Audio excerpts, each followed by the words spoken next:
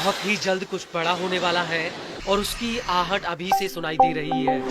वो इसलिए क्योंकि ट्रंप के जीतने के बाद से ही ईरान लगातार अंदर ही अंदर अपनी सैन्य ताकत को चौगुना करने में लगा हुआ है। हालांकि कई रिपोर्ट्स में ये बात कही गई थी कि इजराइल और अमेरिका ईरान के परमाणु ठिकानों पर हमला कर सकते हैं, लेकिन ईरान ने भी इजराइल और अमेरिका को सबक सिखाने के लिए अपनी कमर कस ली है। दरअसल ईरान ने इस साल की शुरुआत से अभी तक कई सैन्य अभ्यास किए हैं। इसके अलावा उसने अपने सैन्य बेड़े में कई घातक मिसाइलों और ड्रोन्स को शामिल किया है। ईरान का संदेश साफ है कि अगर किसी ने उसे छेड़ने की कोशिश की तो वो उसका वो हाल करेगा जो इतिहास में दर्ज होगा। और अब इसी कड़ी में ईरान ने अपना सबसे भारी और सबसे बड़ा ड्रोन दुनिया के सामने पेश किया है। ईरान ने इस ड्रोन का नाम गाजा रखा है। उसका कहना है कि गाजा ड्रोन फिलिस्तीनियों के सम्मान में है। मिडिल ईस्ट के मौजूदा हालातों को देखकर ईरानी सेना के लिए गाजा ड्रोन एक बहुत बड़ा हथियार है। इस ड्रोन को लेकर ईरानी सेना की एरोस्पेस फोर्स के कमांडर आमिर अली हाजीजादे का कहना है कि इस ड्रोन में फिलहाल 8 बम फिट किए जा सकते हैं, लेकिन मिशन को पूरा करने के लिए ये 13 बमों को ले जा सकता है। حوزه امنیت سازی یعنی ایجاد امنیت پایدار کشور خیلی مفیده. یعنی در مراقبت از مرزها احیانا اگر تروریستی باشه، قاچاقی باشه، تو هم مسائل مختلف این ماموریت پذیره. بله موثر. लेकिन बड़ा सवाल ये है कि इजराइल और अमेरिका के हवाई हमलों के आगे ईरान का गाजा ड्रोन कितना ताकतवर है।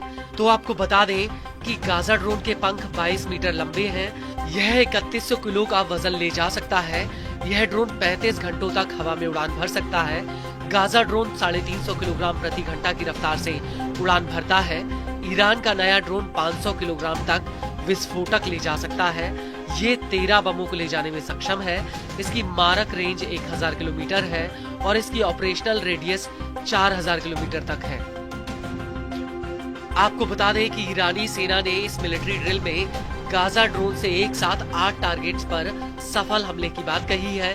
लेकिन इस सब के बीच आपको ये भी बता दें कि गाजा ड्रोन एक लौता ऐसा हथियार नहीं है जिसे ईरान ने अपने बेड़े में शामिल किया हो, बल्कि अब पुतिन ने अपने सुखोई 35 लड़ाकू जेट्स ईरान की सुरक्षा के लिए भेज दिए हैं। और ये पहली बार है जब ईरान ने रूस से सुखोई 35 जेट्स खरीदने की बात भी कबूल की है। इसको लेकर स्टूडेंट न्यूज नेटवर्क ने ईरानी कमांडर अली शादमानी का हवाला देते हुए कहा है कि रूस ने ईरान को पहले ही सुखोई जेट्स भेज दिए हैं।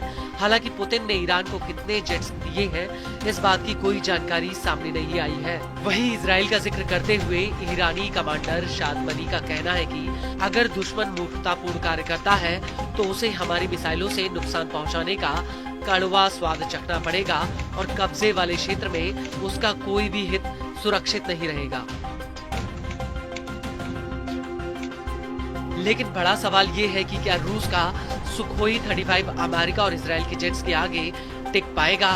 तो आपको बता दें कि सुखोई 35 रूस का बेहद ही ताकतवर और एडवांस जेट है।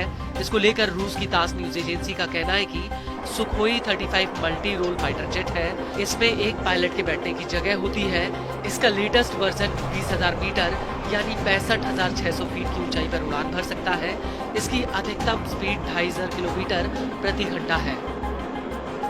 इस सब के बीच बड़ी बात यह है कि नवंबर 2023 में ईरान ने रूस के साथ इन जेट्स को खरीदने की एक डील की थी। हालांकि उस वक्त भी ये बात साफ नहीं हुई थी कि आखिर ईरान कितने जेट्स खरीद रहा है। और इसके बाद नवंबर 2024 में ईरान और रूस ने एक व्यापक रणनीतिक साझेदारी की डील की थी। हालांकि इस समझौते में हथियार खरीद का कोई जिक्र नहीं था, लेकिन उस वक्त दोनों देशों ने ये जरूर कहा था कि वो सैन्य तकनीक सहयोग करेंगे।